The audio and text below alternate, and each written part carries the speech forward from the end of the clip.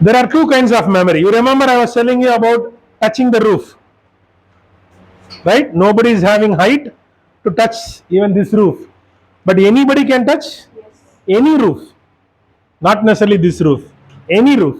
Okay, naturally some are gifted. Everybody can work on creativity. Okay, natural memory. சில பேர் வந்து ஏகசந்த கிரகி, இந்த மகாபாரத அர்ஜுனா மாதிரி ஒரு விஷயத்த ஒரு வாட்டி சொன்னா போதும்.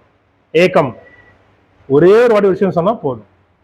ஓகே, அதனாலதான் துரோணாச்சாரியர் சொல்லுவார் அவர் ஒய்ஃப் கிட்ட, என்ன பண்ணு, சாயங்காலம் மட்டும் சாப்பாடு கொடுக்காத, அர்ஜுனாவுக்கு சாயங்காலம் சாப்பாடு கொடுக்காத, சன் செட் ஆயிடுச்சுன்னா சாப்பாடு கொடுக்காதுன்னு சொல்லுவார் அவர்.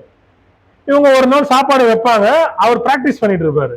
இதை பிராக்டிஸை முடிச்சுட்டு சாப்பிட்றமான்னுவாங்க, லேட் ஆயிடும், இருட்டில் சாப்பிடுவார்.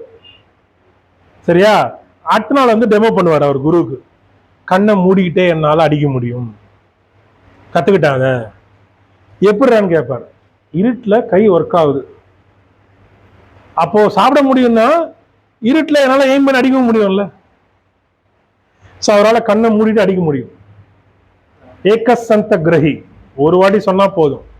Very few people are naturally gifted.